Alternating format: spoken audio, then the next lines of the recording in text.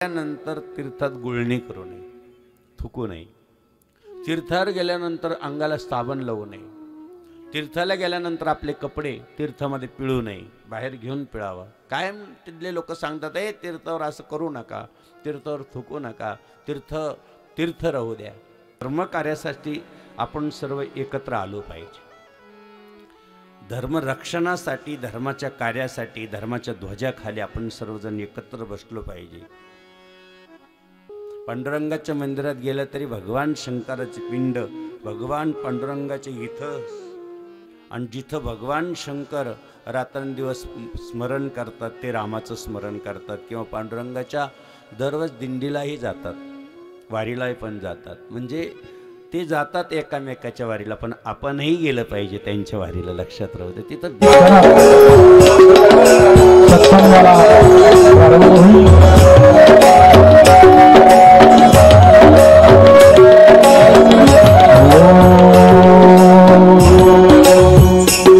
चले आना हो स्वामी जी हमारे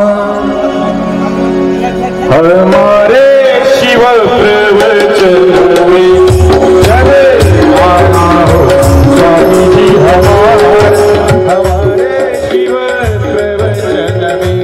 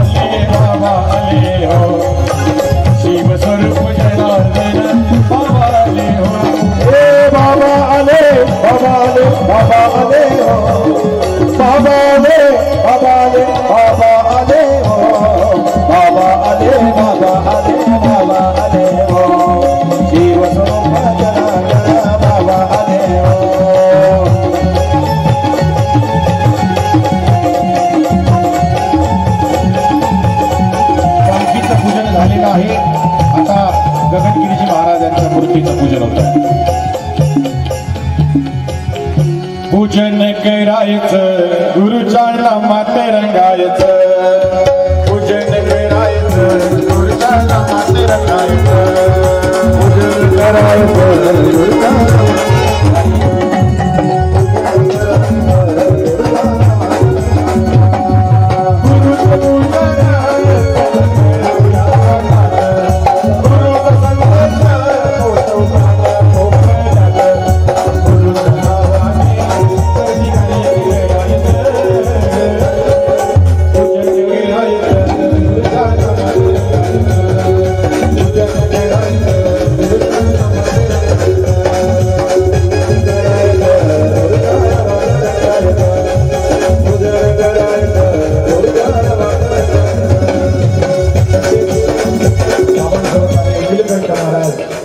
त्यानंतर शनी महाराज सर्वांचं स्वागत आहे. आयोजकांनी एक सूचना दिली की आपल्या या पवित्र पावन कथेसाठी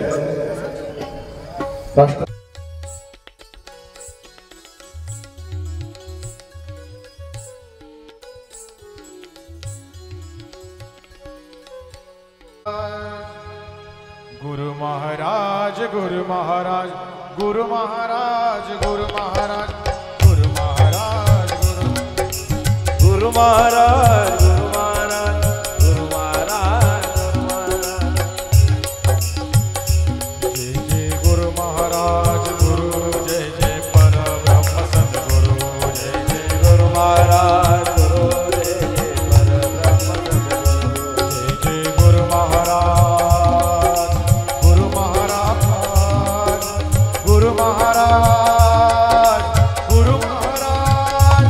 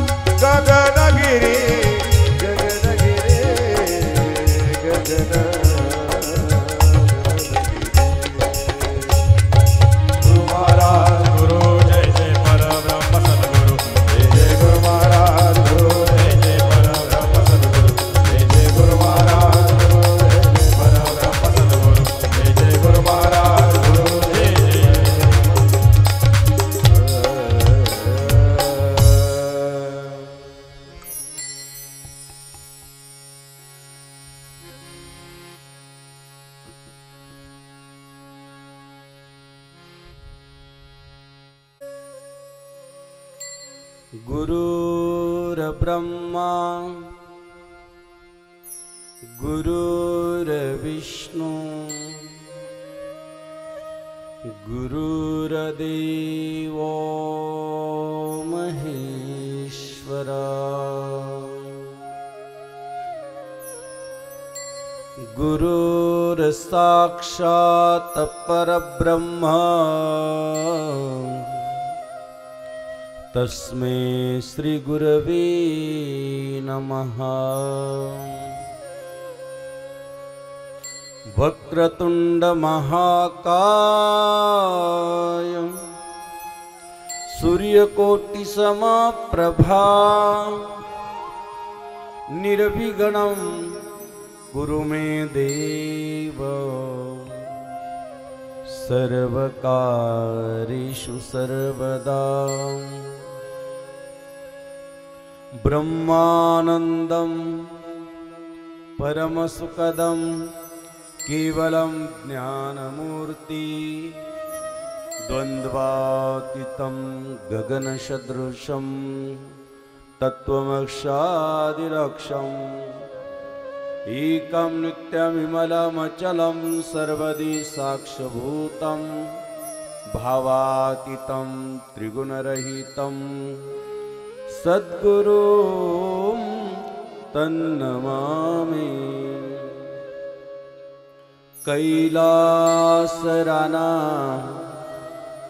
शिवचंद्रमौळी फणींद्रमाथा मुकुटी जळाली कारुण्य सिंधु भव दुःखहारी तुझवीन शंभो मज कोण तारी। सर्वमंगल मांगल्ये शिवे सर्वार्थ साधिके शरण्ये त्र्यंबके गौरी नारायणी नमोस्तुते।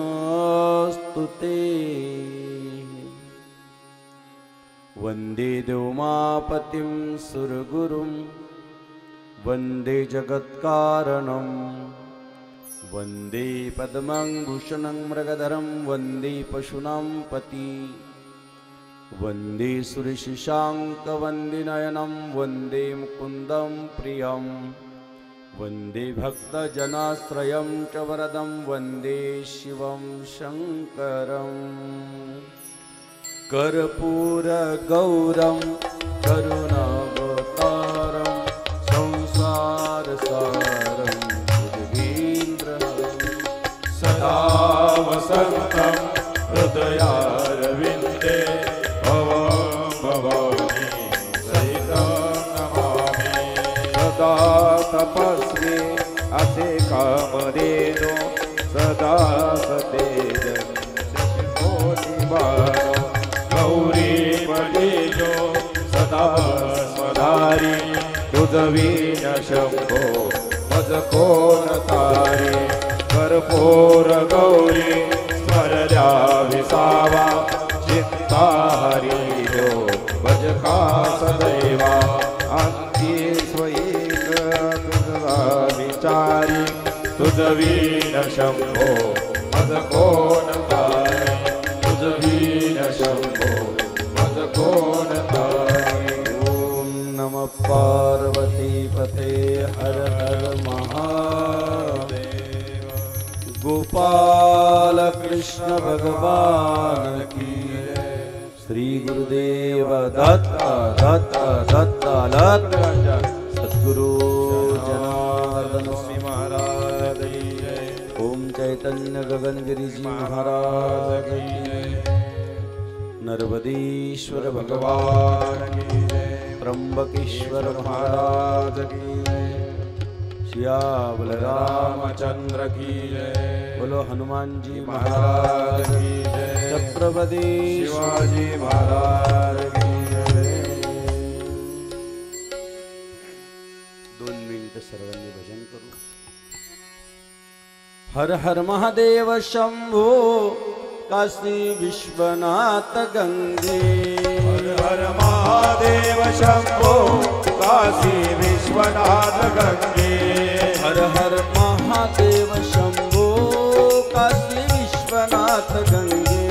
हर हर महादेव शंभो काशी विश्वनाथ गंगे काशी विश्वनाथ गंगे काशी विश्वनाथ गंगे काशी अमरनाथ गंगे काशी अमरनाथ गंगे हर हर महादेव शंभो काशी विश्वनाथ गंगे हर हर महादेव शंभो काशी विश्वनाथ गंगे हर हर महादेव शंभो काशी विश्वनाथ गंगे हर महादेव शंभो काशी विश्वनाथ गंगे जनार्दन जनार्दन सद्गुरु स्वामी जनार्दन जनार्दन जनार्दन सद्गुरु स्वामी जनार्दन जनार्दन जनार्दन सद्गुरु स्वामी जनार्दन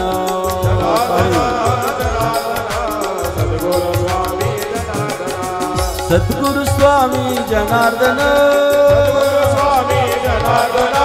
सद्गुरु स्वामी जनार्दन जनार्दन जनार्दन सद्गुरु स्वामी जनार्दन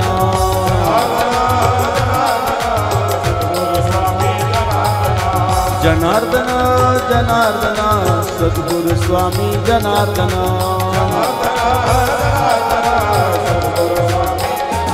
जय जय गगनगिरी देवा भक्तांना आशीर्वाद द्यावा जय जय गगनगिरी देवा भक्तांना आशीर्वाद द्यावा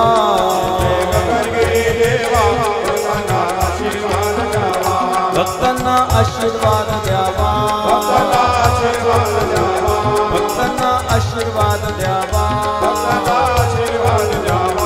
जय जय गगनगिरी देवा भक्तांना आशीर्वाद द्यावा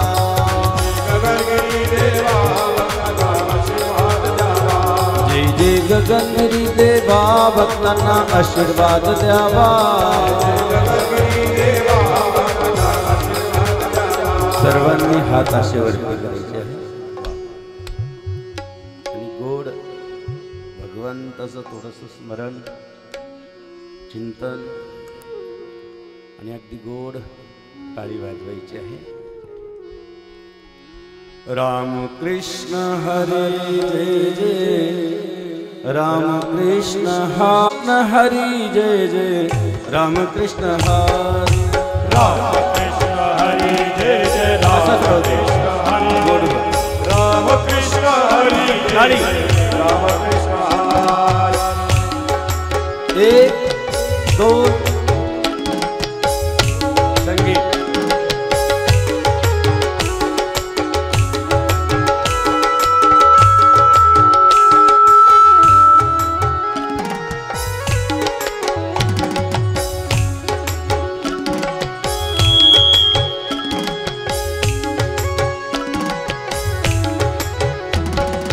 राम कृष्ण हरि जय जय राम कृष्ण हरि राम हरि जय राम कृष्ण हरि बोला राम कृष्ण हरी जय जय राम कृष्ण हरी राम कृष्ण हरी जय जय राम कृष्ण हरी.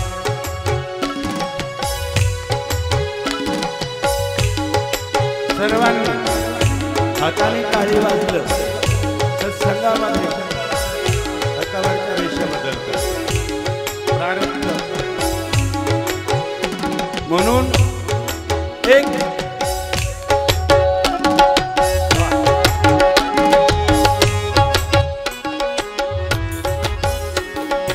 राम कृष्ण हरी जय जय राम कृष्ण हरी राम कृष्ण हरी जय जय राम कृष्ण हरी बोला हरी जय जय राम कृष्ण हरी राम कृष्ण हरी जय जय राम कृष्ण हरी.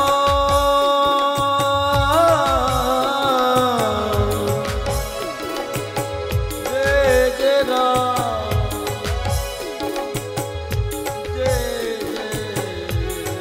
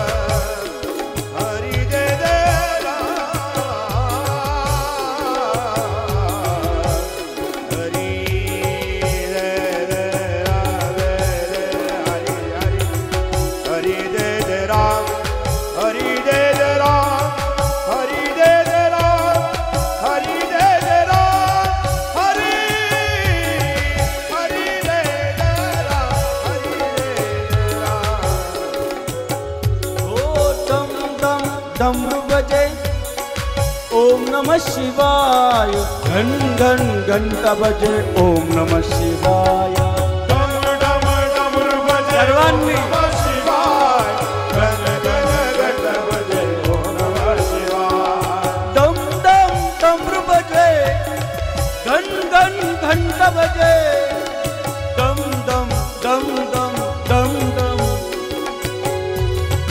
दम दम डमरू बजे ओम नमः शिवाय घन घन घंटा बजे ओम नमः शिवाय डम डमरू बजे ओम नमः शिवाय घन घन घंटा बजे ओम नमः शिवाय बम बम शंख बजे बम बम शंख बजे ओम नमः शिवाय दम दम डमरू बजे ओम नमः शिवाय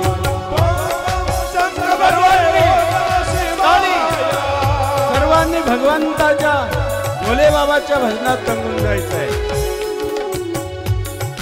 बम बम बम बोले बम बोले भोले हे भोलेनाथ भोलेनाथ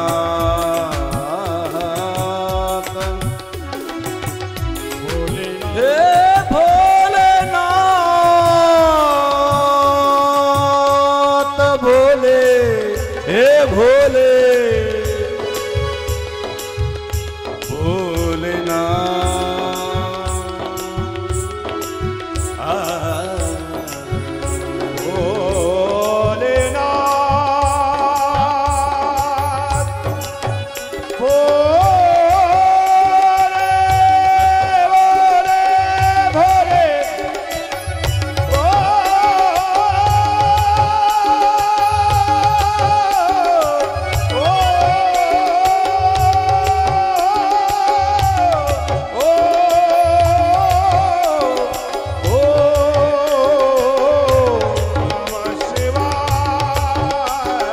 ओम नमः शिवाय बोलो ओम नमः शिवाय ओम नमः शिवाय बोलो ओम नमः शिवाय ओम नमः शिवाय बोलो सर्वांनी ओम नमः शिवाय ओम गगनगिरिनाथाय नमः ओम जनार्दनाय नमः ओम गगनगिरिनाथाय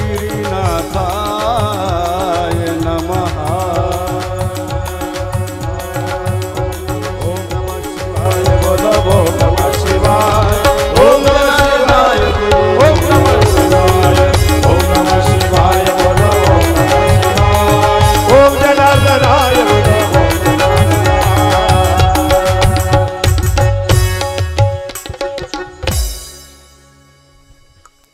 शिवस्वरूप राष्ट्रसंत जगद्गुरु जनार्दन स्वामी गुरुमाऊलीच्या कृपेनं ओम चैतन्य गगनगिरीजी महाराज यांच्या पदस्पर्शानं पावन झालेली ही नगरी आशीर्वादानं महापुरुषांच्या सत्पुरुषाच्या आशीर्वादानं आणि तपपूर्ती सोहळ्याच्या निमित्तानं आज आपण शिवमहापुराण कथा श्रवण करतो आहोत, जी श्रवणीय आहे, जिथं श्रद्धा ठेवून आपण आलो, जी भक्ती देणारी आहे, जी मुक्ती देणारी आहे, जी साधना देणारी आहे, जेणे साधती साधने तुटतील भावाचे बंधन तोडणारी आहे, अशी ही कथा जी व्यथा निवारण करणारी आहे. त्या कथेमध्ये आपण सर्वजण आलात. ह्या कथा गंगा भागीरथीमध्ये स्नानार्जन करून आपण सर्वजण पवित्र आणि पावन झालात. विशेष आज व्यासपीठावर जे संत महंत उपस्थित आहे, परमपूजनीय पंचदशनाम जुना आखाडा आमचे दत्तगिरी महाराज यांचं आपण टाळ्याच्या गजरात स्वागत करूया. गंगापूर शनिधाम या ठिकाणून आलेले आपले योगेश्वरगिरी महाराज, शनीश्वर महाराज, त्यांचे टाळ्याच्या गजरात आपण स्वागत करूया.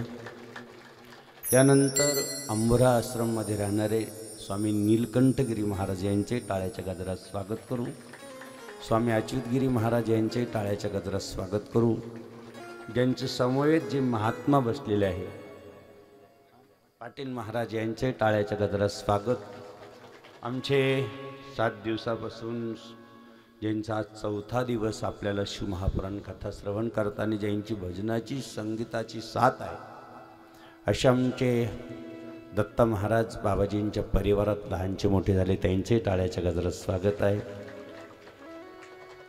विशेषतः बेगणे सर वाटलं होतं रिटायरमेंट झाल्यानंतर अगदी आपल्या ध्यानात मग्न राहतं की काय, पण त्यांनी ठरवलं की नाही, जिथं कथा असेल तिथं आपला पूर्ण वेळ काळ घालावे चिंतने.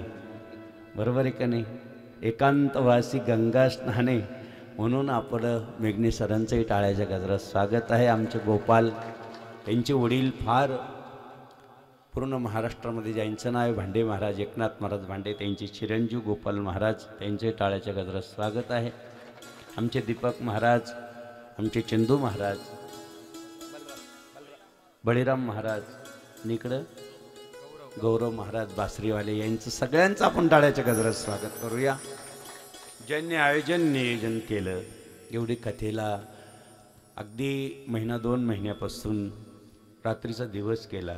आपण कथा पूर्ण झाली की जेवण करतो, प्रसाद घेतो आणि आपण निघून जातो. परंतु तरीही 2-3 वाजेपर्यंत जागृत करते उद्याचं काय, अशी ज्या भक्तमंडळाला, ज्या परिवाराला चिंता आहे, सर्व परिवारापर्यंत जायचं, प्रत्येकाला हात जोडायचं, नमस्कार करायचं. काल आलात आजही या, प्रसाद घेतला का विचारपूस करायची.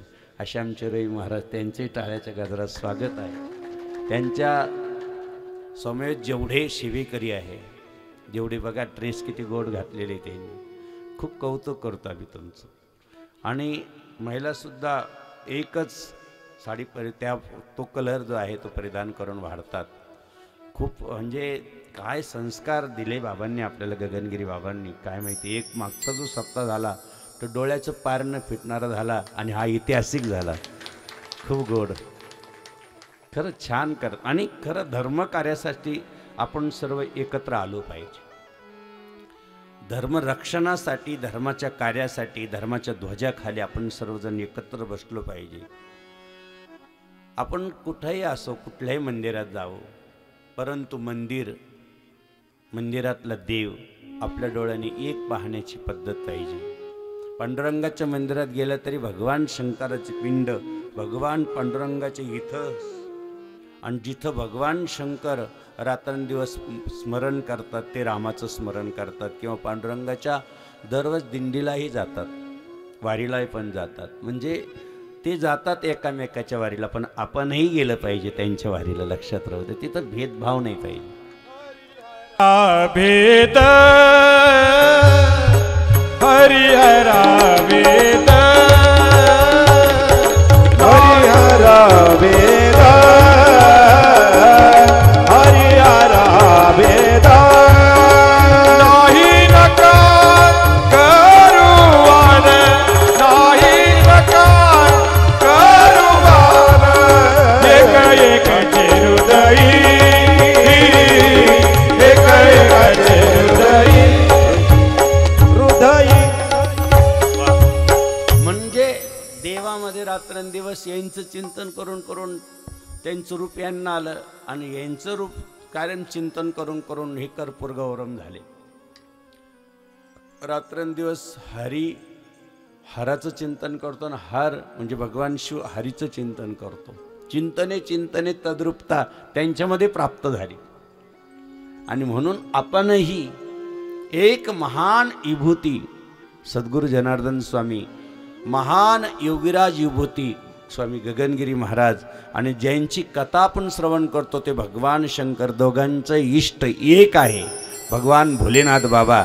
आणि म्हणून 2 संत जी शांत आहे, ज्यांनी तपश्चर्या केलेली आहे, ज्यांनी जगाच्या कल्याणा संतांची प्रती देह कष्टविती परोपकारासाठी आपला देह दोन्ही संतांनी झिजवलेला आहे, ते म्हणजे राष्ट्रसंत सद्गुरू जनार्दन स्वामी आणि स्वामी गगनगिरीजी महाराज यांनी जगासाठी आपला देह झिजवला. चंदनापरी एखादं चंदन जसं घासल्यानंतर ते जसं आपल्या कपाळाला शीतलता आणि सुगंध देतं, तशी ही संत जगासाठी झिजलेले आहे.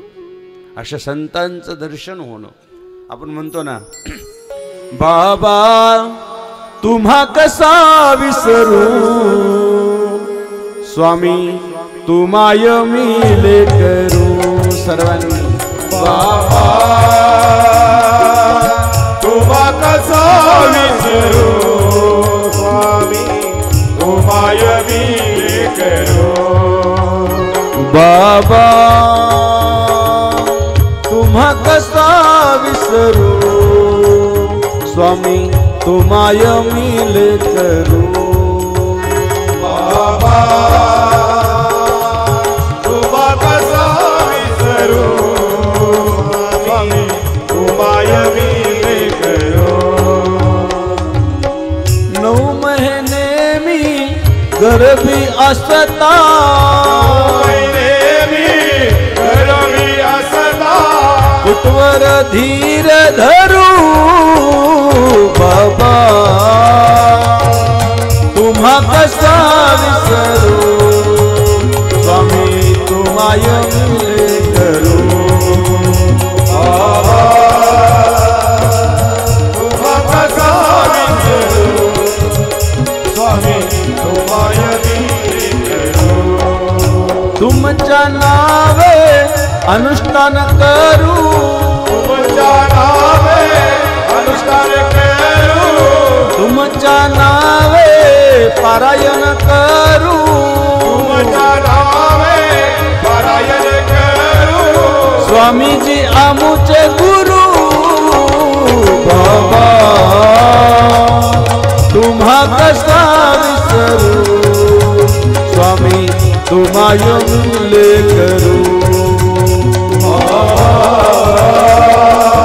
तुम्हा कसा विसरू, स्वामी तुम्हाय मिले करू. तू गाय मी वासरू, बाबा तू गाय मी वासरू. तुगाय मी वासरू, बाबा तुगाय मी वासरू. बाबा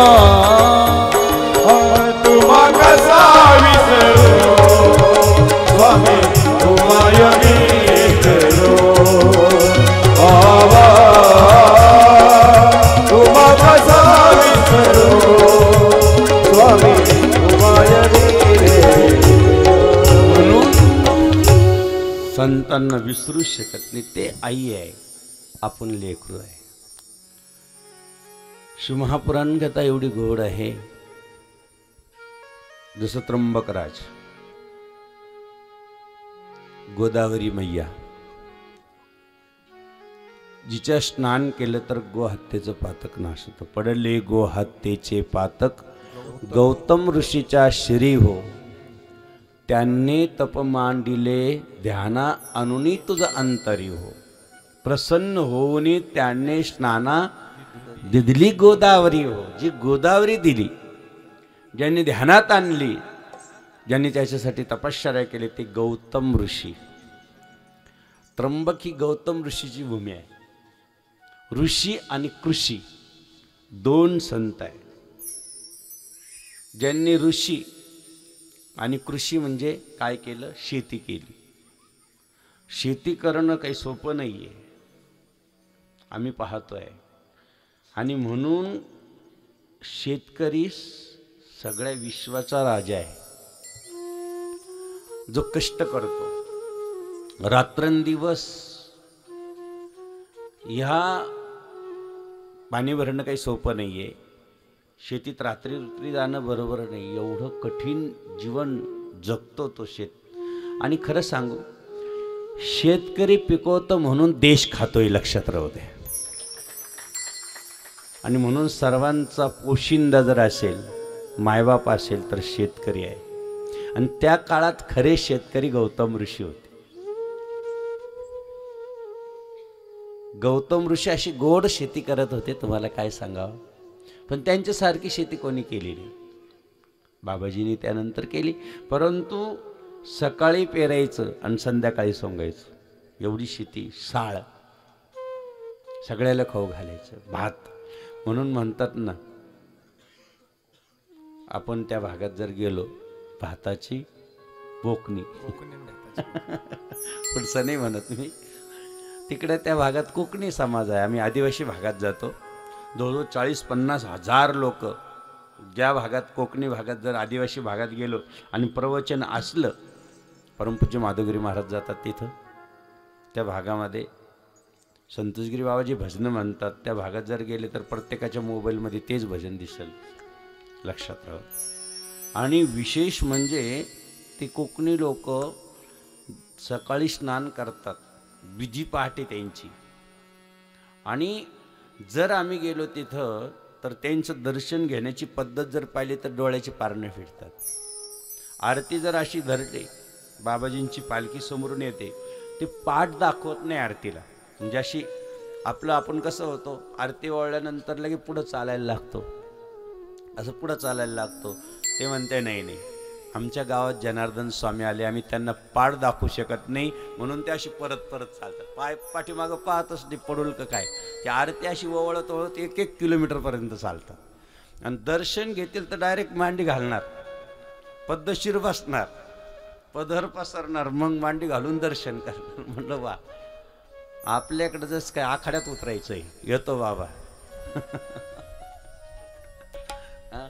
किती फरक आहे, त्यांच्यावर किती संस्कार झाले, ते संस्कार आपल्यावर झाले पाहिजे. किती पद्धत आहे दर्शन घ्यायची. मंदिरात सुद्धा जातो तर आपण मंदिरात सुद्धा असं करतो मंदिराच्या. अरे बाबा ठीक आहे, अरे मंदिरावरती निसता एक ध्वज अर्पण केला तर घरामध्ये सगळं मंगल मंगल होतं. निसतं आपल्या घरामध्ये लग्न आहे, घरामध्ये शुभ कार्य आहे, तर महादेवाच्या किंवा पांडुरंगाच्या मंदिरावर एक ध्वज देऊन बघा, तुमच्या घरात आयुष्याचं मंगल झाल्याशिवाय राहणार नाही. एवढं ध्वजाला महत्त्वाचं आहे. म्हणून मंदिराच्या ध्वजाचं जरी आपण दर्शन घेऊन गेलो, मंदिराच्या ध्वजाकडे जरी आपण पाहिलं तर आपलं कायम शुभ काम झाल्याशिवाय राहत नाही. एवढं मंदिराच्या ध्वजाला, मंदिराच्या कळसाला आणि मंदिरातल्या देवाला महत्त्व आहे. आपण ध्वज पाहतो अगोदर. ध्वज जर आपल्या मंदिराचा फाटला की समजायचं अशुभ आहे, शुभ करण्यासाठी लगेच ध्वज बदलला गेला पाहिजे. किती.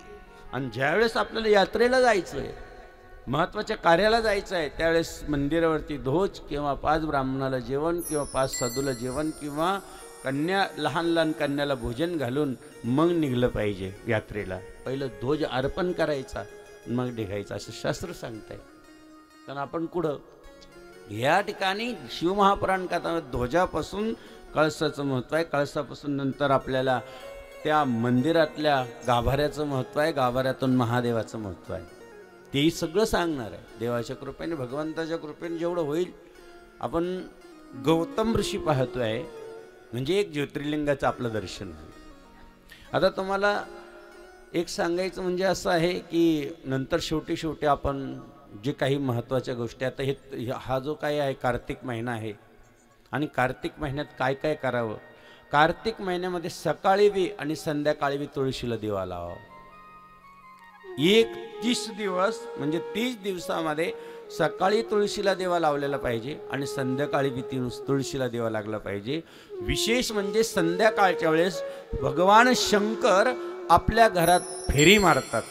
म्हणून आपल्याला कमीत कमी आपल्या देवघरात तुपाचा दिवा भरलेला पाहिजे. आणि तुपातला दिवा जर भरेला असेल तर पार्वतीला भगवान शंकर सांगताय, स्वतः भगवान शंकर सांगताय की पार्वती, ज्या घरामध्ये तुपाचा दिवा संध्याकाळच्या वेळेस जळेल, माझ्या फेरीमध्ये मला दिसेल, त्या घरात सुख, शांती आणि समृद्धी कधी कमी पडू देणार नाही. आणि अनेक प्रकारचं धन धान्य त्यांच्या घरात पिकल्याशिवाय राहणार नाही. म्हणून तुपाचा दिवा संध्याकाळी लावतो. सकाळी जर म्हणलं तर आपण घरामध्ये भगवान नारायणाची फेरी असते सकाळच्या वेळेस, त्याला आपण म्हणून सकाळी दरवाजा जर उघडा असेल आपला, सकाळी नेमका आपण रात्री जागतो आणि सकाळी झोपतो. पहाटेच्या प्रहरी म्हणा शिवहरी, तया सुख सरी नाही तुझे. म्हणून पहाटे पहाटे शिव शिव अक्षर दोन, जो भजे रात्रंदिन धन्य तयाचा संसार परमार्थाची तेची घर म्हटलेलं आहे. म्हणून पाखर चिवचिव नाही करत, ते शिवशिव म्हणतात. शिव शिव करती पाखरे देवी संग. शिव शिव करती पाखरे शिवच्या नावात. हो, म्हणून शिव म्हणायचं नाही. आपण म्हणतो कपडा शिवायचा आहे. काय म्हणतो? कपडा काय करायचा आहे? शिवायचा आहे म्हणतो. पहिले म्हणायचे. आपण किती गोड नाव दिलं, हर बरे, हरी बरे. पण आपल्याला त्याचा काही अर्थच कळत नाही. देवाचे असे का बरं नाव ठेवलेले आहे? म्हणजे त्यानिमित्ताने यांच्या मुखात. म्हणून सकाळी सकाळी लक्ष्मीला भगवान विष्णू सांगताय की ज्याचं घराचा दरवाजा उघडा आहे, ज्याच्या घरात दिवा चालू आहे, लक्ष्मी माझ्या सहित तुझं तिथं राहायचं आहे. म्हणजे जिथं शोभे लक्ष्मी नारायण दोघेही तिथं राहतात. म्हणून सकाळी ज्या वेळेस आपल्याला वाटलं शुभ काम करायचं आहे, तर तसाच दिवा बेलाच्या झाडाखाली लावायचा आहे, 1 लोटा पाणी टाकायचं आहे, बेलाला प्रदक्षिणा मारायची आहे, नमस्कार करून तिथून निघायचं आहे. शुभ कार्यासाठी हा प्रसंग सांगितलेला आहे शिवमहापुराण कथेमध्ये. जसं गौतम ऋषी आहे, शेती करायची, 100 वर्ष पाऊस पडला नाही, दुष्काळ झाला, अति दुष्काळ. पक्षी, सर्व सृष्टीतलं सर्व त्र्यंबकराज आसपास सगळं ओसाड झालं. ऋषीमुनी निघून चालले, पक्षी निघून चालले, सगळं जसं पूर्ण जिकडे तिकडं उन्हाळा झाला. गौतम ऋषीने आणि अहिल्या मातेने नमस्कार केला. इंद्रदेवा, वरुण देवा, मेघराज, जर हे पाऊस पडला नाही तर शेती पिकेल कशी, आणि शेती नाही पिकली तर आम्ही खाणार कसं? इंद्रानं सांगितलं, वरुणानं सांगितलं, भगवान असं करा की अजून आम्हाला तशी परवानगी नाही आहे, पाऊस पडणार नाही, पण आम्ही एक कृपा करू शकतो. एका ठिकाणी तुम्ही तळं तयार करा, त्या तळ्यामध्ये आम्ही निर्माण होऊ शकतो, त्या तळ्यातून तुम्ही पाणी घ्या आणि मग शेती करा. गौतम ऋषीचं प्रार्थना वरुण देवाने ऐकली आणि त्याच्यामध्ये पाणी तयार झालं, त्याला गौतम तळ म्हणतात अजूनही. आणि मग ते पाणी घ्यायचे, सगळीकडे मस्त पाणी भरून द्यायचे, शेती पिकायला लागली, ऋषीमुनी परत राहायला लागले. परंतु एक दिवस तीर्थावर गेल्यानंतर तीर्थात गुळणी करू नये, थुकू नये. तीर्थावर गेल्यानंतर अंगाला साबण लावू नये. तीर्थाला गेल्यानंतर आपले कपडे तीर्थामध्ये पिळू नये, बाहेर घेऊन पिळावं. कायम तिथले लोक सांगतात, तीर्थावर असं करू नका, तीर्थावर थुकू नका, तीर्थ राहू द्या असं सांगतात. परंतु ही बाकीच्या महिला आल्या, त्या तळ्यात खूप पाणी, सगळ्या ऋषीमुनींच्या जेवढ्या पत्न्या होत्या त्यांनी घेतल्या बादल्या भरून आणि कपडे लागले तिथंच धुवायला. अहिल्या सहज बोलली, अरे असं करू नका, पाणी खराब होईल, आपण पाणी प्यायला वापरतो. त्यांनी सांगितलं, लय चालली तीर्थवाली. लगेच दोघींमध्ये आपल्या प्रत्येक पत्नीनं ऋषींच्या सांगितलं, तक्रार केली, हे गणराज गणपती बाप्पा, अरे आम्ही पाणी भरायला गेलो, यांनी तळं निर्माण केलं म्हणून आम्हाला ते येऊ देत नाही, एकतर हेच राहतील एकतर आम्हीच राहू. गौतम ऋषीला असं वाटलं, अरे आपण तर काही बोललो नाही. अहिल्या बोलली असेल, चांगल्या गोष्टीसाठी बोलली. गणपती बाप्पाने सांगितलं, त्यांची कृपा आहे आपल्यावर गौतम ऋषी. असं काही गणपती गाय झाले आणि त्यांच्या शेतीमध्ये आले. सहज गौतम ऋषीला वाटलं की अरे एक तिनका घ्यावा आणि गायीला बाजूला करावा. परंतु गणपतीला तो तिनका मारायला गेले, थोडंसं कुशा मारायला गेले. गायीच्या रूपात असलेले गणपती बाप्पा तिथंच मरून पडले. सगळे ऋषी लपून बसलेले होते. अरे गौतम ऋषीने गाय मारली, गौतम ऋषीने गो हत्या केली, मग आता काय करायचं? गौतम ऋषीने हात जोडून उभा राहिले, बाबा मला काय करायला सांगा, काहीतरी मार्ग सांगा. गौतम ऋषीने सांगितलं, ही गंगा आहे ना, वरून खाली आणा आणि तिच्या स्नान करा. म्हणजे औषध कुठं, दुखणं कुठं. त्यानंतर प्रदक्षिणा मारा, पृथ्वी प्रदक्षिणा. गौतम ऋषीने तपश्चर्या केली, गंगामाईला प्रार्थना केली. गंगामाईने सांगितलं मी खाली येईल गौतमा. गौतम ऋषी खाली यायला तयार आहे, पण माझा वेग फार आहे. त्याला थोडासा अभिमान झाला, माझा वेग आहे तो कोणी धरू शकत नाही, आला तर मी डायरेक्ट पाताळात निघून जाईल. गौतम ऋषीने सांगितलं गंगामाई अवतीर्ण तर हो, कमीत कमी ये खाली. खळखळ खळखळ गंगामाईया वाजायला लागली, असं पाणी असं सळसळ सळसळ वाजायला लागलं. वरून गंगामाईया प्रगट झाली. आकाश मार्गाने ज्यावेळेस गंगामाईया येत होती, तिचा वेग एवढा होता, त्याचा आवाज एवढा होत होता, काय सांगा. तो आवाज ऐकून सर्व ऋषीमुनी पाहत होते. आता ही गंगा, तिचा वेग किती आहे. त्यावेळेस ती पाताळात जाईल म्हणून परत एकदा प्रार्थना केली, भोले बाबा प्रगट व्हा आणि ही गंगाला काहीतरी अडवा. भोले बाबा प्रगट झाले, आपली जटा अशी केली, गंगा आली त्या जटेत. तिला रस्ता सापडला. गंगाचा पार 1 वर्ष झालं, 2 वर्ष झाली, ती फिरायला लागली. मध्ये रस्ता सापड्याने परत प्रार्थना केली, भोले बाबा सोडा खाली. तिचा गेला अभिमान. भोले बाबाने परत घेतली, जी जटा आपटली खाली. कोणी पाहिलं ते ठिकाण गंगाद्वार. वा वा, बरेच लोक जाऊन आले.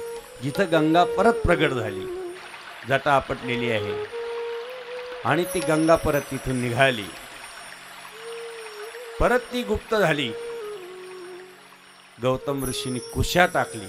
कुशा म्हणजे गवत आहे, गवताने ती अडवली म्हणून त्याला कुशावर्त म्हणतात. तिथं ती प्रगट झाली. प्रगट झाल्यानंतर सर्व संतांनी तिच्या स्नान केलं. गौतम ऋषींनी स्नान केलं आणि पुढे येतात तर गौतम ऋषी पुढे भगवान शंकर, ब्रह्मदेव आणि भगवान विष्णू प्रगट झाले. सांगितलं गौतम ऋषी, तुमची काहीच चूक नव्हती. तुमच्याकडनं गंगामाईला प्रगट केलं गेलं, तुम्ही गोहत्या केलीच नव्हती, परंतु हा आरोप तुमच्यावर झाला. तुम्ही निर्दोष आहात. भगवान शंकरानं, ब्रह्मदेवानं आणि भगवान विष्णूंनी दर्शन दिल्यामुळं स्वतः गौतम ऋषींनी नमस्कार केला आणि जगाच्या कल्याणासाठी भोले बाबा तुम्ही इथंच राहा म्हणून 3 देव एकत्र झाले. म्हणून त्र्यंबकेश्वर भगवान, त्र्यंबक राजा ब्रह्मगिरी, ब्रह्मगिरी झुळ गंगा वाहे श्री. त्र्यंबक राजा ब्रह्मगिरी, ब्रह्मगिरी झुळ गंगा वाहे श्री. झुळ गंगा वाहे श्री. झुळ गंगा वाहे श्री. झुळ गंगा वाहे श्री. झुळ गंगा वाहे श्री. त्र्यंबक राजा ब्रह्मगिरी, ब्रह्मगिरी झुळ गंगा वाहे श्री. हो, अशी गंगाही गोदावरी दिली. त्र्यंबकराज भगवान शंकरही दिले ती गौतम ऋषी. म्हणून सप्तऋषीमध्ये गौतम ऋषीचं ऋषी पंचमीला पूजन करतो, त्र्यंबकला जातो. एक मार्कंड ऋषी आहे, तसे गौतम ऋषी आहे. असे हे एक ज्योतिर्लिंगाचं आपण आज दर्शन घेऊ. कारण लग्नाला कोण कोण होते? भोले बाबाच्या. वा वा, मजा आली ना. भोले बाबा आहे का पण? जे भोले बाबा आपण बनवले ते आहे का पण कथेला? आहे ना. नाहीतर भोले बाबाच जायचे निघून. एकदा त्याला आपण बोलत होतो, खूप सुंदर होतं की एक घरामध्ये खूप आपलं, काल तुम्ही ऐकलं असेल, अर्धच राहून गेलं होतं की वेळ होऊन जातो. त्याला खूप जेवायला लागायचं म्हणून त्यांनी एका साधूच्या आश्रमात आश्रय घेतला. साधू महाराज, मला तुमच्या आश्रमात राहायचं आहे. राहा बाबा, राहा, काय हरकत नाही, राहा आश्रमात राहा, पण मला खूप खायला लागतं. महाराजांनी सांगितलं भरपूर भांडरा चालतो, चाल बस, काही काळजी करू नको. बरं, ते काय करायचं, मस्तपैकी पंगत सुरू झाली की मस्त जेवण खाऊन चाललं, आनंदाने चाललं. पण एक दिवस एकादशी आली आणि ही जी एकादशी आहे, देवउठणी एकादशी म्हणतात, तिला फार महत्त्व आहे. आपल्याला उद्या परवा जी एकादशी आहे, जी चातुर्मासाची सांगता आहे, त्याला देव उठणी एकादशी म्हणतात. आमचे देव 4 महिने शेहन करताय, आणि त्यांना एकादशीच्या दिवशी उठवायचं आहे. तो योगायोग आपल्याकडे येतो आहे, त्या दिवशी तिचं महत्त्व सांगेल तुम्हाला. आणि म्हणून एकादशी आली, याला काही भूक निघत नव्हती. हे म्हणे गुरुदेव, म्हणे काय आज काही चूल पेटली नाही, आज काही स्वयंपाक नाही. म्हणे आज एकादशी, आज अन्नाचं नाव घेऊ नये, एकादशी केली पाहिजे, प्रदोष केला पाहिजे, सोमवार केला पाहिजे. 3 व्रत आपल्या शास्त्रामध्ये शिवरात्र, अष्टमी, एकादशी, प्रदोष आणि सोमवार हे व्रत आपण केलंच पाहिजे. त्यांनी सांगितलं हे व्रत बिरत आपल्याला नाही जमणार, मी मरून जाईल. थोडंसं अवघडच होतं ते. म्हणजे मग असं कर, गंगेच्या किनारी जा, झाडाखाली तुला पीठ देतो, मीठ देतो, सगळं भाजीपाला देतो, करून खाऊन घे. पण एक कर, आपल्या इथे आहे ना प्रभू रामचंद्राची मूर्ती आहे, नैवेद्य दाखवल्याशिवाय खाऊ नको. आणि त्यांना अगोदर जेव घालून मग नंतर तू जेव. आता ते भोळच होतं ते. त्याने काय केलं, मस्त असे त्याला काय टिक्कर म्हणतात त्या भाषेत, तिकडे त्या भागात ते असे टिक्कर बनवले. एक म्हणे आता प्रभू रामचंद्र खातील, 1-2 आपण खाऊन घेऊ बस. असं म्हटल्यानंतर स्वयंपाक झाला. आणि स्वयंपाक झाल्यानंतर त्यांनी त्या मूर्ती पुढे नेला. ए देवा, प्रभू राम आईये, शिया राम आईये. आणि म्हणून खूप गोड असं हाक मारली. 1 तास झाला, 2 तास झाला. हे देवा, तुला यायचं की नाही, तर जीवच देऊन टाकील. म्हणजे मला भूक लागली ना. प्रभू रामचंद्र प्रगट झाले. प्रभू रामचंद्र प्रगट झाले तर झाले, सीतामाई तिथं आली. सांगितलं होतं इथं ती एक येणार, इथं 2-2 येतील, माझे 2 टिक्कर जाणार आहे म्हणे. तिथे अवघडच होतं. बरं, देव प्रगट झाल्यानंतर त्यांनी म्हणावं ना आता की देवा घ्या खाऊन.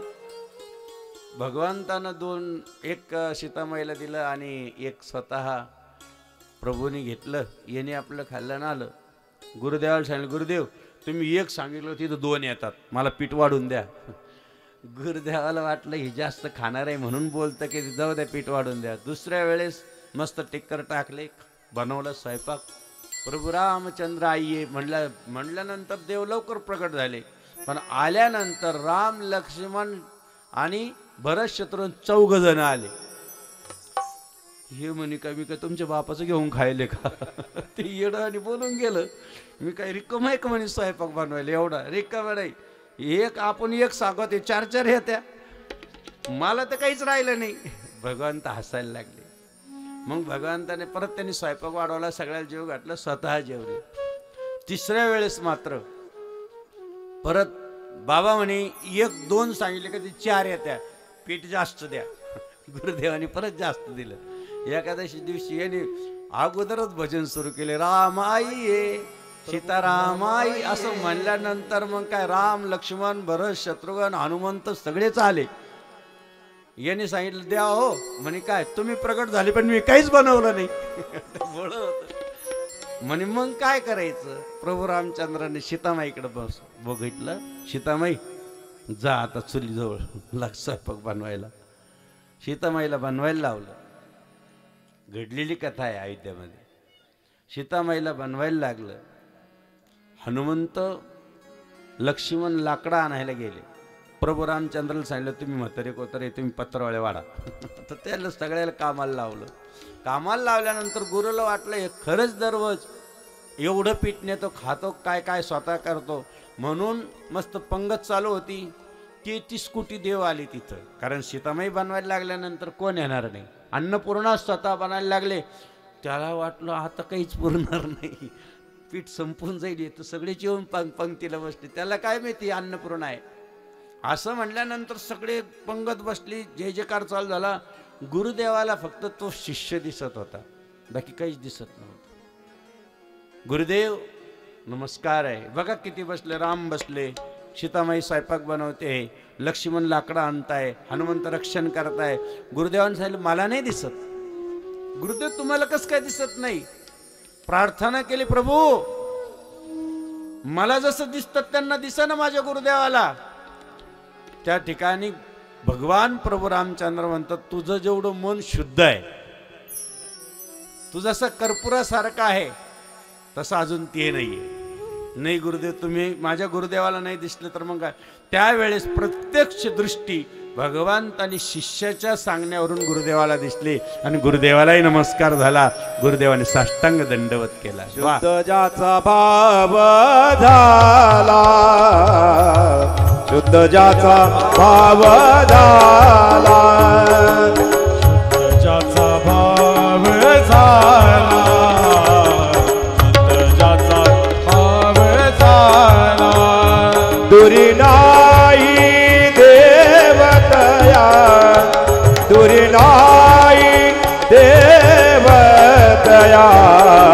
शुद्ध ज्याचा भाव झाला, शुद्ध ज्याचा भाव झाला, दूर नाही देव त्याला, दूर नाही देव त्याला, शुद्ध ज्याचा भाव झाला, शुद्ध ज्याचा भाव झाला.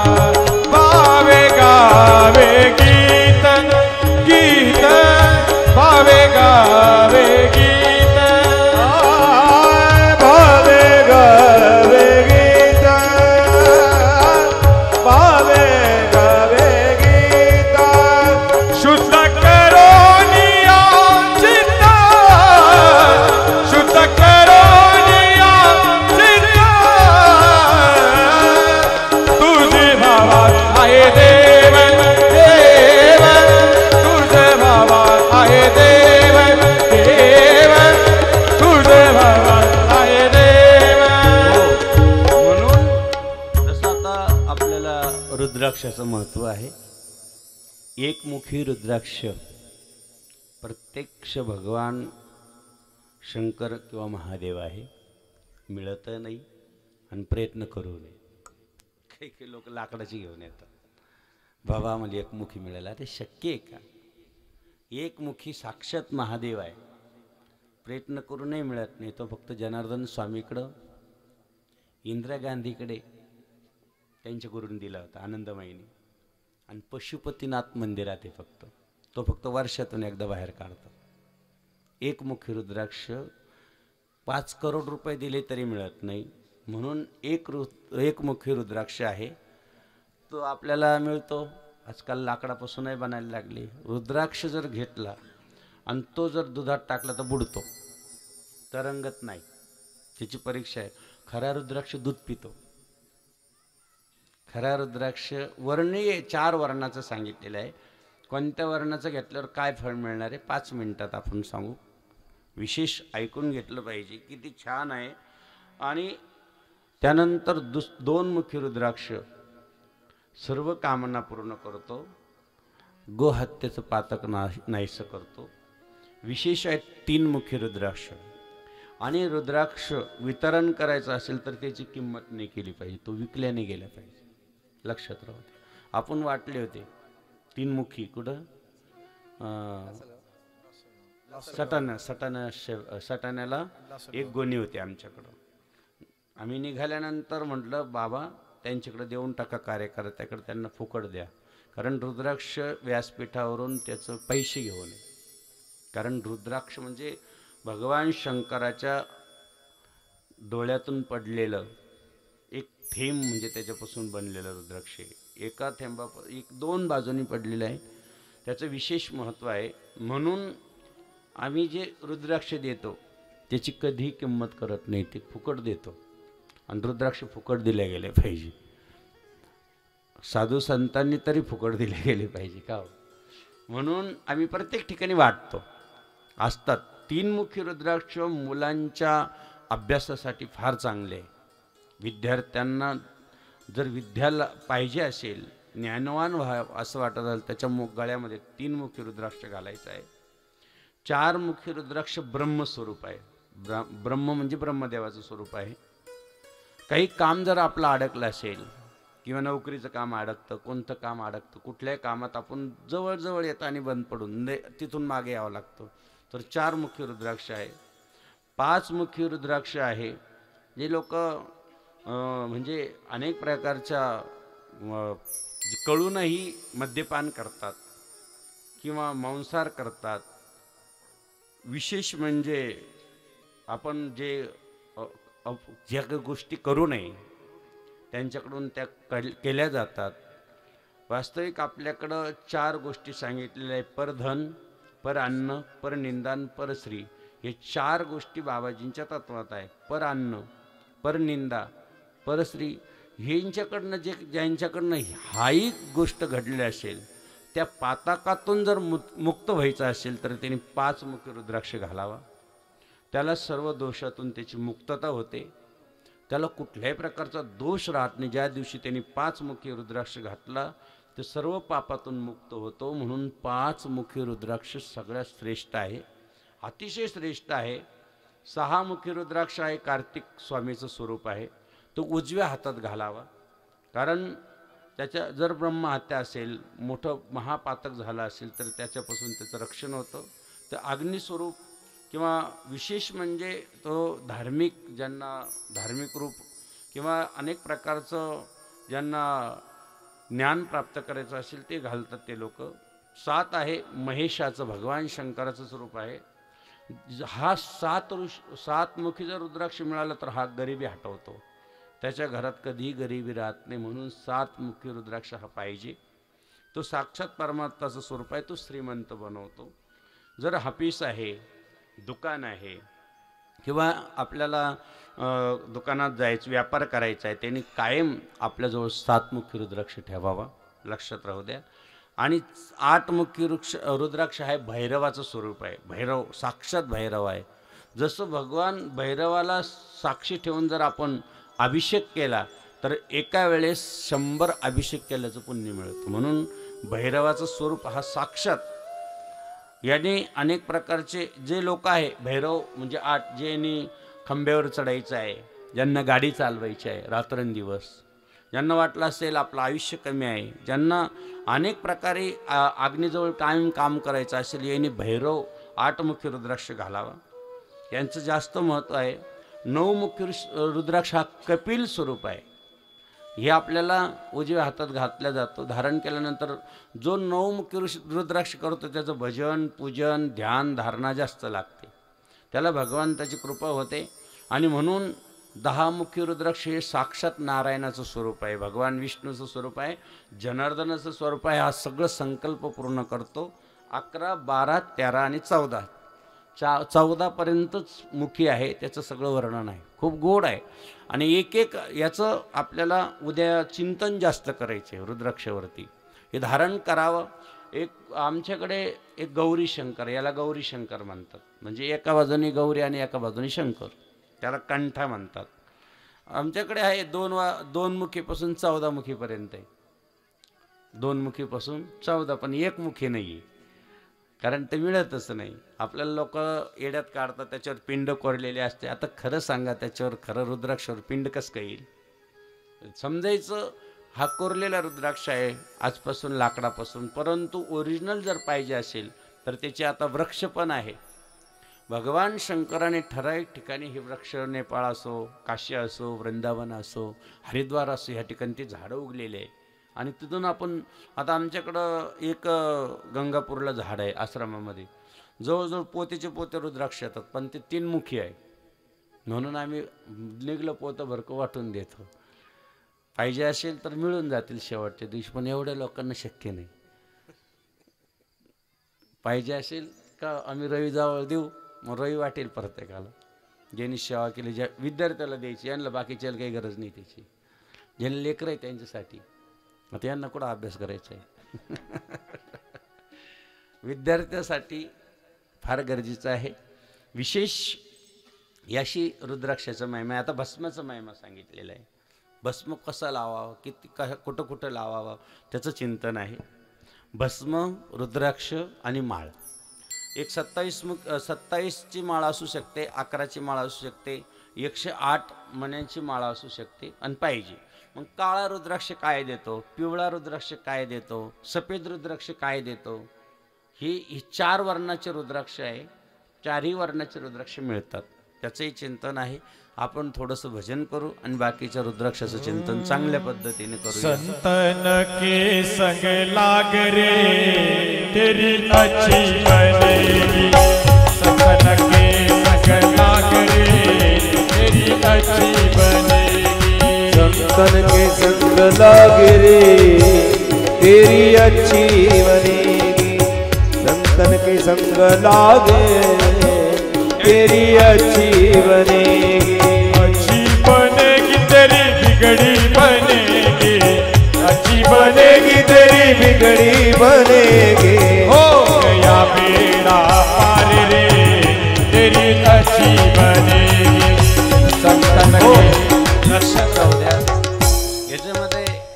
ह्याच्यामध्ये येते हे पुराणामध्ये की ज्यांना आपल्याला चर्मरोग झाला, कुष्ठरोग झाला आहे, ज्यांना कॅन्सर झालेला आहे, ज्यांना किडनीचे प्रॉब्लेम आहे, त्याचं चिंतन या ठिकाणी केलेलं आहे की जर आपल्याकडे गिरगाय असेल किंवा आपली गावठी गाय असेल, जर्सी नाही, तुमच्याकडे जास्त तेच आहे का नाही दुधासाठी, गिरगाय कोणाकडे आहे, जर तिचं 6 महिन्याचं वासरं असेल, 6 महिन्याच्या आत तिचं जर गोमित्र धरलं त्या वासरीचं आणि ते तापवलं, ते उकळवलं आणि त्याला अगदी मस्तपैकी कपड्यामध्ये ते गाळून घेतलं, तर ते जर पिलं गेलं आणि ते आपल्या अंगाला लावलं गेलं तर आपला सगळ्या अंगावरचा कुष्ठरोग जातो. विशेष म्हणजे पिलं तर कॅन्सर जातो. त्याहीपेक्षा पुढं सांगितलं की आपल्याला अनेक प्रकारचे किडनीचे त्रास असतात, त्याहीपेक्षा आपल्याला काही लोकांचे कंबर दुखतं, बरोबर आहे का नाही, काय बरेच कंबराचे रोग आहे. त्याच्यासाठी असं सांगितलेलं आहे की सरसूचं तेल घ्यायचं एका याच्यामध्ये आणि 20 ग्राम कापूर घ्यायचा, त्याचं दोन्हींचं एक मिश्रण करून ते जर आपण आपल्या पूर्ण याला लावलं कंबराला तर कंबर त्या मिनिटाला आपण किती हे करतो, किती खर्च करतो. याच्यात इतकं गोड गोड सांगितलेलं आपल्याला वेळ नाही, आपली कथा बाजूला राहील, परंतु त्याचं चिंतन आपल्याला करायचं आहे. उद्या जास्त करू, उद्या सर्व गोष्टी आपण त्याच्यातून घेऊ की का भगवान शंकराचं पूजन केल्याने कसं फळ भेटतं, काय वाहिल्यानं काय, त्याचं आपण उद्या चिंतन करू. फक्त एवढं आहे की आपण सौराष्ट्र सोमनाथम च श्रीशल्य मल्लिकार्जुनम उज्जैन महाकालम ओंकार ममलेश्वरम केदारिम पुष्टी डाकिने भीमाशंकरम वाराणसीचं विश्वेशम त्र्यंबकम गौतमी तडे त्र्यंबक राजाचं आपण दर्शन घेतलं, वेरूळ कृष्णेश्वराचं आपण ज्योतिर्लिंगाचं दर्शन घेतलं, त्यानंतर पहिल्या वेळेस आपण सौराष्ट्र सोमनाथमचं दर्शन घेतलं. आज आपण घेऊया भीमाशंकर. कोणाला माहिती भीमाशंकर? तिथं जायचं, 2च मिनटात घेऊन जातो तुम्हाला, कारण आपल्याकडे 5 मिनटं शिल्लक आहे. चालायचं भीमाशंकरला, पैसे द्यायचे नाही, फक्त मनाने जायचं, 2 मिनटात दर्शन करून लगेच येऊ आपण परत कथेमध्ये. विशेष म्हणजे भीमाशंकरचं असं आहे की तिथं कर्कटी नावाची राक्षसीने राहत होती. लक्ष राहू द्या, खूप बारकाईने ऐका, एक ज्योतिर्लिंगाचं महत्त्व. आपण ज्या ठिकाणी गेलो त्या ठिकाणचं जर महत्त्वच कळालं नाही तर आपल्याला काय उपयोग आहे. आपण जातो वेरूळला, दर्शन घेतो, निघून येतो, पण तिथलं महात्म्य माहिती पाहिजे. आता भीमाशंकरला बरेच लोक जातात, नमस्कार करतात, पण महात्म्य माहीत राहत नाही, बरोबर आहे का नाही, महात्म्य माहीत राहत नाही ना आपल्याला. भीमाशंकर ऐकायचं ना, कोणाला माहिती आहे बाबा हे भीमाशंकर असं निर्माण झालं, ज्योतिर्लिंगावर बोट करा, सगळ्याला माहिती. याचा अर्थ भीमाशंकर असा एक कर्कटी नावाची राक्षसीने राहत होते त्या काळात. प्रभू रामचंद्राचं त्यावेळेसची गोष्ट आहे आणि ती एकटीच होती. तिचं सगळं घरदार प्रभू रामचंद्राच्या युद्धामध्ये संपलेलं होतं, म्हणून ती आपलं लपण त्या जंगलात राहायची. त्या जंगलात राहिल्यानंतर त्या वनामध्ये राहत असताना एकदा कुंभकर्ण आला आणि तिच्याशी विवाह केला. तिला जो मुलगा झाला त्या मुलाचं नाव भीम आहे. काय नाव आहे? भीम. त्या भीमानं विचारलं, अगं आई तू एकटीच का राहते? तिने सांगितलं काही श्रीकृष्ण आले, कोणी राम आले, आपल्या सगळ्या वंशाचा नाश केला, राक्षस कुळाचा. म्हणे असं खूप तपश्चर्या केली. ही राक्षस लोक जेवढी तपश्चर्या करते तेवढे आपण नाही करू शकत. खूप भयानक तपश्चर्या केली, सगळ्या देवतेला प्रसन्न करून गेलं. ब्रह्मदेवाला प्रसन्न केलं की मला असं वरदान द्या की माझ्याशी कोणी युद्ध करू शकणार नाही. आला तर त्याला म्हणून सांगितलं ठीक आहे, ब्रह्मदेवाने वरदान दिलं. परंतु ज्यावेळेस त्या भीमानं पार इंद्रापर्यंत स्वारी करून इंद्राला सुद्धा हरवलं. सगळे देव त्राहिमाम करून ठेवले. यज्ञ बंद पडले, याग बंद पडलं, सगळं बंद झालं. आणि मग मात्र स्वतः भीम विजयी करत एका ठिकाणी एक सुदर्शन नावाचा राजा राहत होता. त्याच्यावर त्याने स्वारी करायला गेली. तो भगवान शंकराचा अतिभक्त होता, लक्षात घ्या. आणि जो भगवान शंकराचा भक्त आहे त्याच्यावर कधीही अरिष्ट येत नाही, त्याच्यावर कोणीही स्वारी करू शकत नाही त्याने. आणि काही झालं तर मातीची पिंड बनवा, अतिशय 1000 गुण फळ देणारे आहे. आपल्या घरात वाळू आणा, नर्मदेला गेल्यानंतर किंवा रामेश्वरला गेल्यानंतर वाळू आणा, काशीला गेल्यानंतर वाळू, बारीक वाळू असते त्यांच्याकडं, ती वाळू आणा, त्याची पिंड बनवा, दररोज बनवा घरामध्ये आणि तिची पूजा करा. कोटी फळ देतं ते, लगेच प्राप्त होतं, त्याच्यातून आपल्याला लगेच दर्शन होतं. ती लगेच फळ देणारी आहे. यांचं दोघांचं नवरा बायकोचं असं तर राजा राणीचं ते दररोज शिवलिंग बनवायचे, पार्थिव शिवलिंग बनवायचे आणि त्याची पूजा करायची. त्यांना जेलमध्ये टाकलं होतं, सगळ्या बाजूनी प्रहारा होता, परंतु त्यांनी तिथंच माती उकरली आणि त्या मातीचं शिवलिंग बनवलं आणि तिथंच पूजा सुरू केली. त्या भीमाला कळालं, अरे हा राजा आहे, काहीतरी तुझ्यावर प्रयोग करतो आहे. म्हणून तो भीम त्या याच्यामध्ये आला, ग्रहामध्ये आला आणि आतमध्ये आल्यानंतर ती पिंड पाहिली, हातामध्ये तलवार घेतली, दोघांचं शिरशेद करणार तर माझा भगवान भोले बाबा त्यातून प्रगट झाला, त्या पिंडीतून प्रगट झाला, पार्थिव शिवलिंगातून प्रगट झाला. आणि ती जी तलवार पडलेली आहे तिथे त्या अजूनही त्या भागाचे 2 भाग असे आपल्याला दिसतात, एक पार्वती आहे, एक शिव आहे. पण मध्ये असा अजून जर तुम्ही गेल्या भीमाशंकरला तर मध्ये असा भाग पडलेला आहे. भगवान भोलेनाथ प्रगट झाला आणि एक हुसटा टाकला आणि भीम त्या ठिकाणी राख झालेला आहे. परंतु भीमाला शेवटी नमस्कार केला, देवा आज तुम्ही मला मारलं ठीक आहे तुमच्या भक्तासाठी, पण माझं काय? भगवान शंकराने सांगितलं तुझं काय, तुझ्याच नावाने मी इथं राहतो. म्हणून त्या ठिकाणी जे नाव पडलं त्याचं नाव आहे भीमाशंकर भगवान. झाले प्रसन्न शिवशंकर त्या भीमावरी भारी, त्या भीमावरी भारी, भीमावरी भारी, झाले भीमावरी भारी. भयानक तो भीम होता विक्राळ लैन्यारी, होता विक्राळ लैन्यारी, होता विक्राळ लैन्यारी, होता विक्राळ लैन्यारी. पार्वतीचा नाथ त्रिभुवनात भक्ताचा कैवारी आला, 12 ज्योतिर्लिंगामध्ये सजला. पार्वतीचा नाथ त्रिभुवनात भक्ताचा कैवारी आला, 12 ज्योतिर्लिंगामध्ये गजला.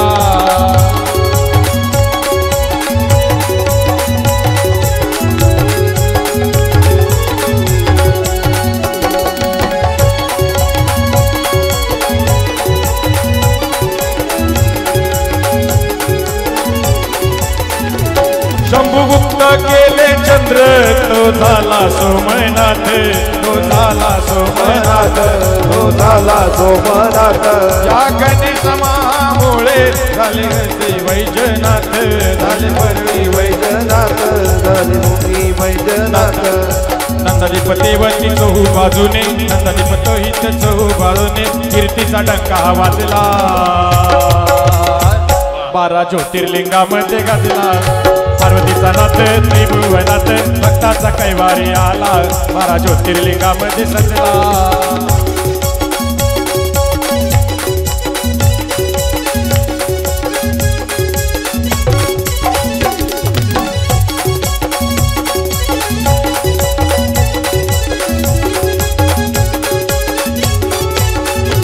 झाले प्रसन्न शिवशंकर त्या अर्जुनावर भारी, त्या अर्जुनावर भारी. आस्था ठेवून त्याचा तो जगात धनुर्धारी, जगात धनुर्धारी. मल्लिका अर्जुन घेऊन सजला, मल्लिका अर्जुन घेऊन सजला, भक्ताच्या साठी आला, 12 ज्योतिर्लिंगामध्ये सजला. पार्वतीचा नाथ त्रिभुवनात भक्ताचा कैवारी आला, 12 ज्योतिर्लिंगामध्ये सजला. बोलो हर हर महादेव, हर हर महादेव, हर हर महादेव. अशा आपण ज्योतिर्लिंगाचं एक एक दर्शन करतो आहोत. गौतम ऋषीचं आपण पाहिलं, त्र्यंबकराज. इथं भीमामुळं आणि सुदर्शन राजाच्या सेवेमुळं तिथं आपण पाहिलं भीमाशंकर. कृष्णामुळं कृष्णेश्वर. चंद्रामुळं चंद्राने ह्या पार्थिव शिवलिंगाची पूजा केल्यामुळं त्या ठिकाणी आपल्याला सौराष्ट्र सोमनाथांचं दर्शन घेतलं. जाऊया महाकालेश्वर भगवंताकडे. चालायचा वेळ आहे ना, थोडंसं एक ज्योतिर्लिंग घ्यायला काय हरकत काय, अजून आपल्याला थोडंसं त्यानंतर प्रसाद घेऊया. परंतु जसं सद्गुरू जनार्दन स्वामी एकदा पालखेडमध्ये पारेश्वर ऋषी होते आणि पारेश्वर ऋषी असताना त्यांनी त्या ठिकाणी पारेश्वराचं मंदिर स्थापन केलं होतं. पालखेडचे सगळे लोक गेले, बाबाजी वेरूळला गेले. तिथं शिवलिंग आहे, परंतु ते जुनं झालं आहे, भग्न झालेलं आहे, आपल्याला ते काढायचं आहे. बाबाजीने असे डोळे झाकले. भाऊ तिथूनच वेरूळवरूनच सांगितलं, अरे लय मोठ्या ऋषीकडून ते शिवलिंग बसवलेलं आहे, बघू मला विचार करायचा आहे. हे बघा, व्यासपीठावरून सांगतो, सद्गुरू जनार्दन स्वामींचा अधिकार किती मोठा होता. त्याच वेळेस नंदीवरती भगवान शिव, पार्वती आणि गणपती प्रगट झाले आणि सांगितलं, याच्यासाठीच तुम्ही आला, जा ती पिंड काढा आणि नवीन तुमच्या हस्ते त्या ठिकाणी स्थापन करा. पालखेडला जर जाऊन बघाल तर ती पारेश्वराची पिंड जुनी झालेली होती, ती बाबाजींनी काढली. भगवान शंकरानं स्वतः दर्शन दिलं की तुमचा तो अधिकार आहे आणि तुम्ही ती पिंड काढायची आहे, तुम्ही नवीन टाकायचं तुमचा अधिकार आहे. बाबाजी त्याच दिवशी, नाही तर बाबाजी गावात प्रवेश करत नव्हते, त्या दिवशी पालखेडला गेले आणि पिंड बाबाजीला प्रत्यक्ष भगवान शंकर दर्शन देत होते. एवढंच काय, अंदरसुल्ला तपश्चर्या पूर्ण झाली आणि तपश्चर्या पूर्ण झाल्यानंतर नागाबाबा गोरत जटीवर नागेश्वर मंदिरी तिथे प्रगट झाले. भगवान शंकराने सांगितलं, जनु बाबा द्या मला आता काहीतरी. जनार्दन बाबांनी सांगितलं, शिव शिव शिव शिव करून ही सर्व शरीर तुम्हाला दान केलं, तर काय बाकी राहिले, नाही तुम्ही द्यायला पाहिजे. असे 2 हात भगवान शंकरानं ज्यावेळेस पुढं केलेले पाहिले बाबाजींनी. बाबाजीचं शरीर असं झालं होतं तपश्चर्याने, फक्त हाडका शरीरात, काही नाही म्हणे. रात्रंदिवस तुमच्या जीवीनं ओम नमः शिवाय ओम नमः शिवाय शिव शिव अक्षराचा जप केला, ती जीवच मला पाहिजे, भगवान शंकर म्हणताय. बाबाजीने असा हात घातला आणि आपली पडजीभ अशी ओढली आणि भगवान शंकराच्या हातावर ठेवली. म्हणून बाबाजी मधून मधून थोडंसं प्रवचनातून खोकला येत होता, कारण बाबाजीला पडजीभ नव्हती. लक्षात राहू दे. प्रत्यक्ष भगवान शंकरानं किती वेळेस परीक्षा घेतली, परंतु बाबाजी मागे नाही हटले, कारण ते शंकराचा अवतार होते. एकदा गडावरती असे महाराज आमचे बसलेले होते, गगनगिरी बाबा, आणि मुंबईवरून लोक आले. आता बाबा सहज बोलले, बाबा हो तुम्ही आले दर्शनाला. आता लोक चमत्काराशिवाय नमस्कार करते नाही. कधी कधी संत चमत्कार दाखवत नाही, परंतु अनुभूती दिल्याशिवाय यांना त्याची महती कळत नाही. म्हणे अरे भाऊ लाकडं पेटवा, म्हणे. लाकडं पेटवली चांगली. स्वतः गगनगिरी बाबा त्या लाकडाजवळ गेले आणि सांगितलं, अरे भाऊ जाळ झाला विजून टाका. जाळ झालं विजून टाका नंतर निखारे होते त्या याची. त्याच्यातून समोरून पाहतात तर असं मस्त सुंदर असं पातळ घातलेली अशी समोरून आली आणि त्या निखाऱ्यावरती असं थै थै नृत्य करायला लागले. बाबा पाहत राहिले. लोक विचार करू लागले की चटका का बसत नाही, काय कारण आहे. आणि सगळं झाल्यानंतर बाबा आतमध्ये गुफेत गेले आणि परत ती शक्ती पुढे येऊन बसली. बाबाला नमस्कार केला आणि हळूच बाबा म्हणते, गेला का तुझ्यामधला संचार. बाबांनी सांगितलं, हो, ती जी शक्ती होती पुढं तिने सांगितलं सगळा संचार गेला. बाकीचे मुंबईवाले लोक म्हणे, अरे पायाला कमीत कमी एखादा चटका तर बसेल पाहिजे ना, कुठं चटका बसलेला नाही, काय नाही, काय आहे. जसं राष्ट्रसंत सद्गुरू जनार्दन स्वामी काकोळ्यात होते, आमचे भुसरे बाबा होते, आता ते बाबा झाले, श्रवणगिरी बाबा झाले. त्यांनी सांगितलं मला देवीचं दर्शन घ्यायचं आहे, सप्तशृंगीचं. आज मला पौर्णिमा आहे, मला जायचं, यात्रा आहे. बाबाजी जायला आहे भुसाऱ्या. बाबाजीचं बोलणं लय गोड होतं. थांब इथं, आता एवढंच पोरग ते थांब. आता 8वी 9वी 10वीला होते ते, असे 10वीला असं इकडे इकडे म्हणे, डोळे झाक. कुठं जायचं तुला? म्हणून मला सप्तशृंगी गडावर जायचं आहे, मला यात्रेला जायचं, मला माझी लई श्रद्धा आहे. पण डोळे झाक, आणि असं डोळे झाकले आणि उघडले डोळे तर सप्तशृंगी माता प्रत्यक्ष समोर बघितली. त्यांनी साष्टांग दंडवर. एवढा मोठा अधिकार आहे संत लोकांचं. तिथं जसं देवीचं दर्शन घडवलं तसं इथं बी बाबाजींनी घडवलं होतं. एक एक अनुभव जर तुम्हाला सांगायला लागले तर पूर्ण चरित्र या संत. गगनगिरी स्वामींना त्रिवार वंदन,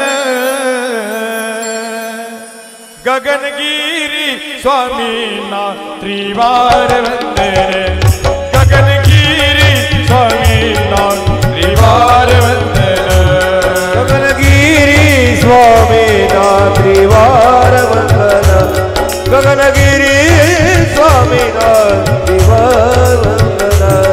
बालपणापासून होता त्यांना भक्तीचा हो ध्यास, बालपणापासून होता त्यांना भक्तीचा हो ध्यास, होता निर्धार मनाचा घेऊ भक्ती वाहून, निर्धार मनाचा घेऊ भक्ती वाहून.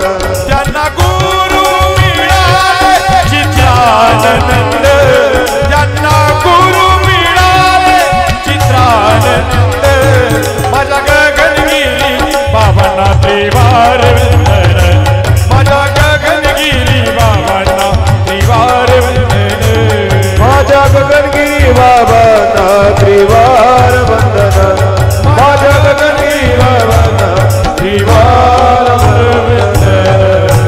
बोला सद्गुरु जनार्दन स्वामी महाराज की जय, सद्गुरु गगनगिरी महाराज की जय.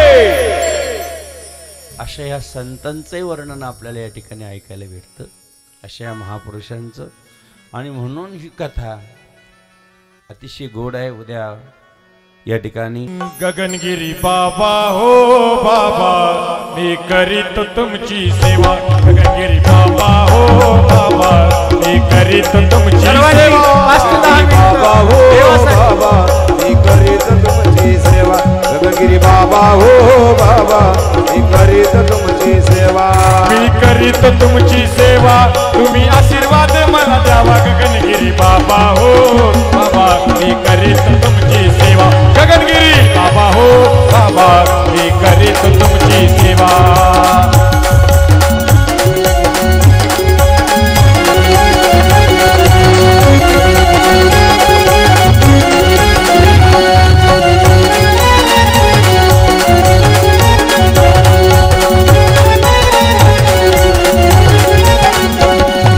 देवाच्या मंदिरात दीपजनाची लावली, देवाच्या मंदिरात दीपजनाची लावली, सोन्याची खान मला दाविली हो दाविली, सोन्याची खान मला दाविली हो दाविली.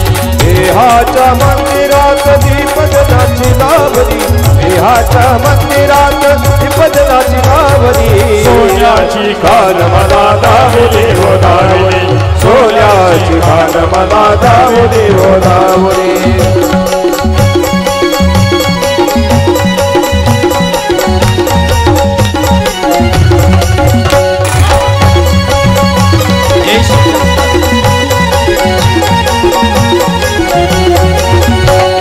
जपतप अनुष्ठानाचा मार्ग मला दाविला, अनुष्ठानाचा मार्ग मला दाविला, जपतप अनुष्ठानाचा मार्ग मला दाविला, अनुष्ठानाचा मार्ग मला दाविला, याची देही याची डोळा देव मी पाहिला, याची डोळा याची देवी पाहिला, याची देही याची डोळा देव मी पाहिला, याची देही याची देवी डोळा पाहिला. बाबा हो बाबा मी करीत तुमची सेवा, बाबा हो बाबा मी करीत तुमची सेवा, बाबा हो बाबा मी करीत तुमची सेवा, बाबा हो बाबा मी करीत. आज तो कैलास में बज रहा डमरू, नाच रे भोले बाबा पाव बजे घुंगरू, नाच रहे भोले बाबा पाव बजे घुंगरू, नाच रहे भोले बाबा पाव बजे घुंगरू.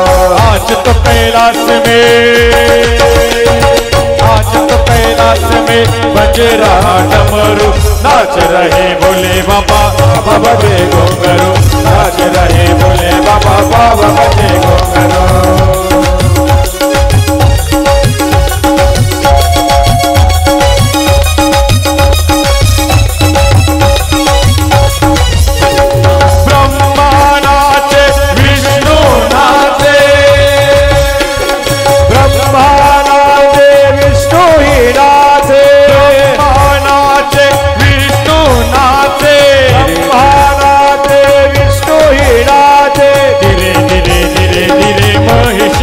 नाचे धीरे धीरे धीरे धीरे महेश नाचे आज तो कैलाश में, आज तो कैलाश में बज रहा डमरू नाच रहे भोले बाबा बजे घुंघरू नाच रहे भोले बाबा बाबा बजे घुंघरू नाच रहे भोले बाबा बाबा बजे घुंघरू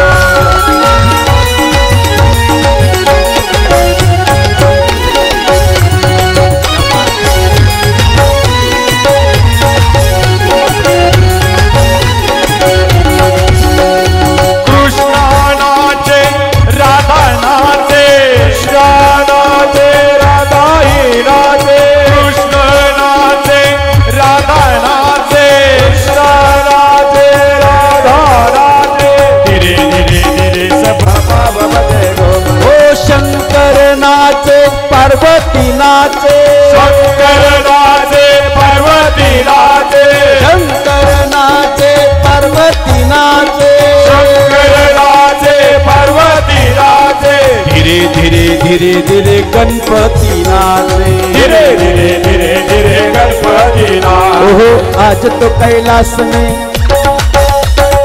आज तो कैलाश में बज रहा डमरू नाच रहे भोले बाबा बजे घुंघरू नाच रहे भोले बाबा बाबा बजे घुंघरू नाच रहे भोले बाबा बाबा बजे घुंघरू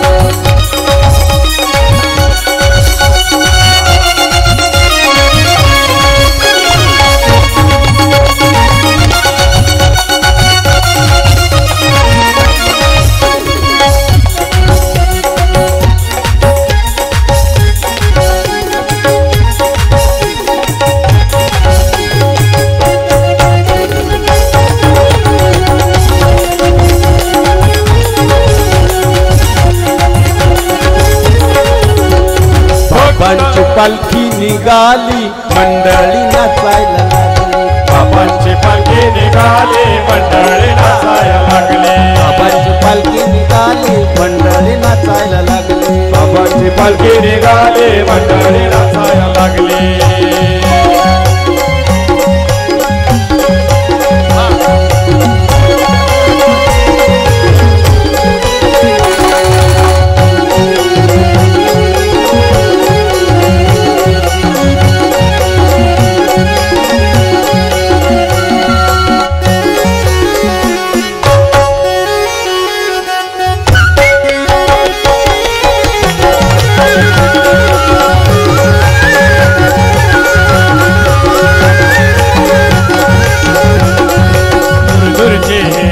आले त्यांच्या दर्शनाला, दूरदूरचे लोक आले त्यांच्या दर्शनाला, नामात रंगून गेले, नामात रंगून गेले, बाबाची पालखी निघाली, बाबाची पालखी निघाली मंडळी नाचायला लागली।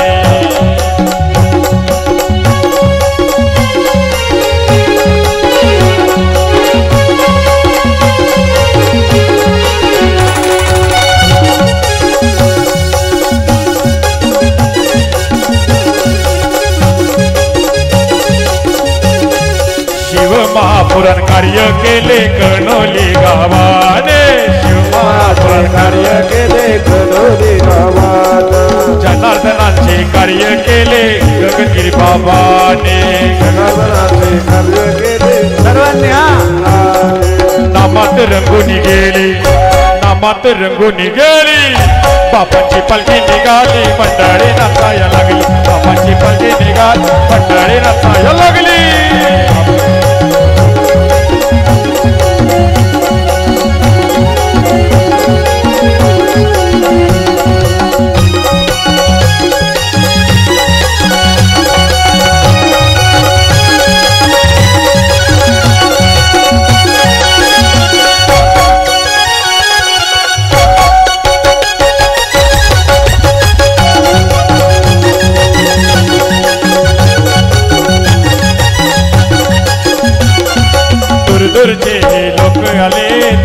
दर्शनाला दूरचे लोक आले त्यांच्या दर्शनाला माते रंगून गेली माते रंगून गेली बाबांची पालखी निघाली मंडळी नाचायला लागली बाबांची पालखी निघाली मंडळी नाचायला लागली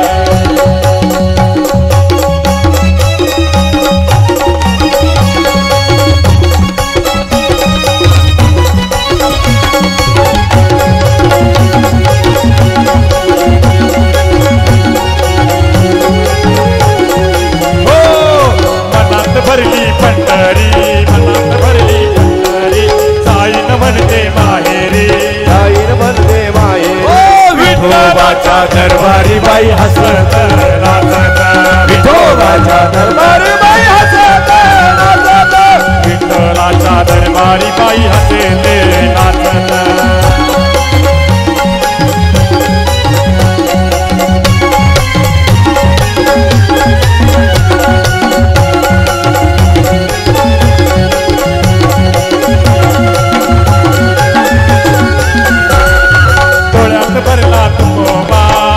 भरला तुकोबा मनात भरला ज्ञानोबा मनात भरला ज्ञानोबा दुःखात भरला विठोबा बाई हसत नाचत दुःखात भरला विठोबा बाई हसत नाचत दुःखात भरला विठोबा बाई हसत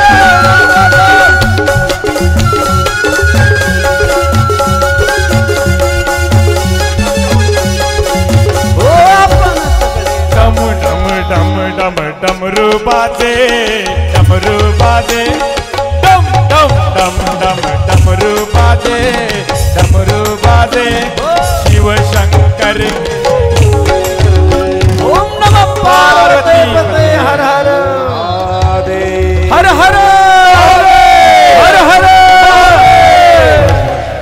9:30 वाजले हो आरतीची आपण तयारी करूया